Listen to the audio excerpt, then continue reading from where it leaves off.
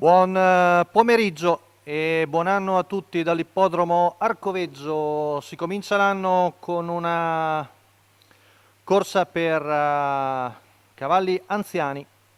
Premio Pagodo M, sono 5 al via dopo il ritiro del numero 6, 1 Rambo di Cesato, Maurizio Cheli, 2 Adelin, Roberto Vecchione, 3 Zaragoza, Alessandro Gocciadoro, 4 Oscar Bena, Lorenzo Baldi, 5 Zarbon del Sile, Manuel Pistone.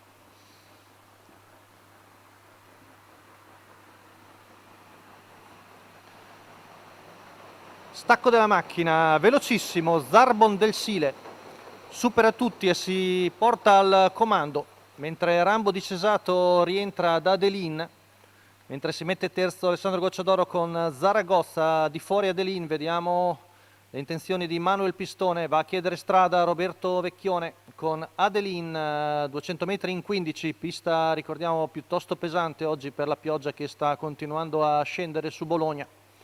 Passa Adelin e c'è la rottura Numero di 5, Zarbon del Sile, squalificato. Quindi dopo 400 metri in 30 e mezzo in testa Adelin con Roberto Vecchione, mentre Zaragoza spostata al largo.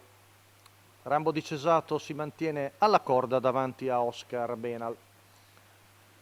Arriviamo ai 600 metri con Adeline che conduce 46,6, passaggio davanti alle tribune, Adeline affiancata da Zaragoza, poi Rambo di Cesato e Oscar Benal.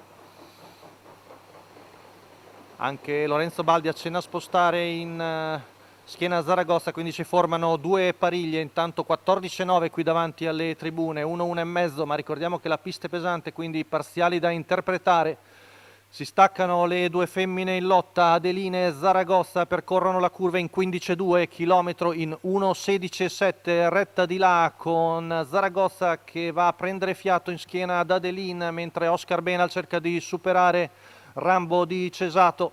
Retta di là con Zaragoza che sposta nuovamente al largo, 15,4, siamo sull'ultima curva con Zaragoza all'attacco di Adelin, poi si avvicina anche Oscar Benal, mentre più indietro Rambo di Cesato, poco più di 200 metri alla conclusione, ancora apparigliate le due femmine con Zaragoza che è sempre sul punto di poter prevalere. Retta d'arrivo, Zaragoza prende nettamente la meglio e va a vincere la prima corsa di quest'anno a Bologna. Zaragoza si inizia subito nel segno di Alessandro Gocciadoro, mentre Adelin difende il secondo posto da Oscar Bena al quarto Rambo di Cesato. 15 a chiudere, 1,16,4 la media al chilometro per la figlia di Infinitive, Alessandro Gocciadoro alla guida al training per la scuderia Werner.